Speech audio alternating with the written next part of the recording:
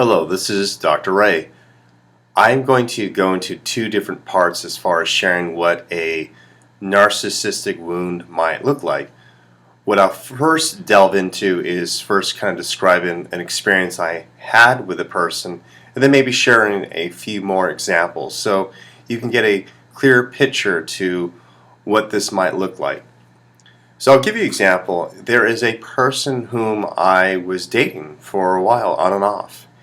And the challenge I had with her is that the way that we would communicate love, or the way that I would want to be heard and listened to, she had difficulty not making the story about her. She would maybe project her enthusiasm onto me, or in the story she would ask questions that I felt were irrelevant to say what it is that I wanted to share. I'll give you an example. I mean, we have all had different experiences.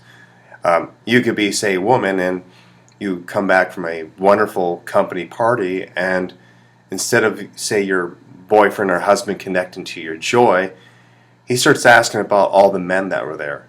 And deep down inside you can tell that maybe he's a little bit insecure with the men who were there, and so instead of talking about the joy and the fun and what you did, the conversation becomes more about who was there, how much wine did you drink, and were there guys hitting on you. And that's just like one example. I can go into more and elaborate more, but there's no point in this. But just with the situation with this person whom I was dating, most of the stories I would share, they would always digress into some other area which had to do more with her. And when I would offer feedback about it, she always heard that as a critique, like as if she were not doing something right.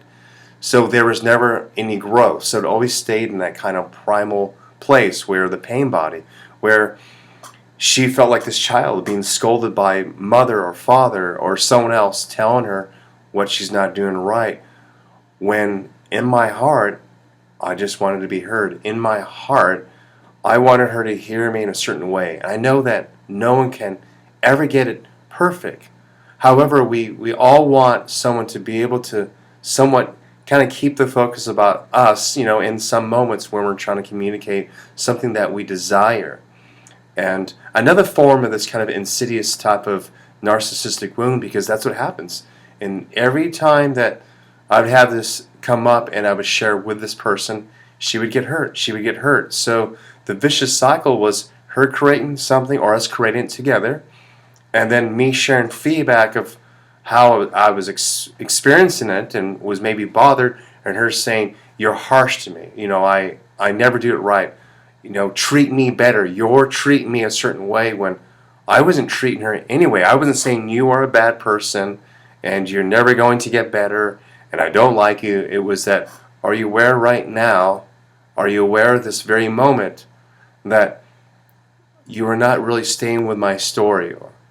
And so, to share maybe a few more examples, I have a client who would always show up late, and I really put my feet down and set some boundaries where I said I might not be able to continue to work with you.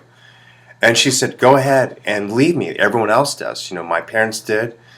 She basically was hearing it as if she was doing something wrong, and that I was basically just willing to give up, rather than hearing that I was trying to say that I'm trying to establish boundaries, and that in order for us to really work in a better place, I would like you to be aware of you always being late, and I would like you to show up on time. But she would create these circumstances where even her therapist, me, would end up trying to create some movement and change into something better, and she felt as though that I was coming down on her, and she felt like I was treating her poorly. So these are a couple of examples of like how these narcissistic wounds can be very insidious and you don't see them. And you're trying to figure out, wait a minute, I'm trying to help. I'm trying to help. I'm trying to connect. I'm trying to share. I'm not trying to tell you I did something wrong or that you did something wrong, but that there's something here that's going on that's not working for me. But one thing to remember from this short little topic and what I'm sharing is that sometimes it's not really about this person getting it right. Sometimes it's not about even anything but that this person is kind of lost in it unconsciously. Therefore, they just create these patterns unconsciously. And in their mind, they're not looking for something better. In their mind, this is just kind of maybe how they are. And that, therefore, they will continue to attract these circumstances until they're able to, in a healthy way, to confront this and really look at this on a deeper level and be able to heal it.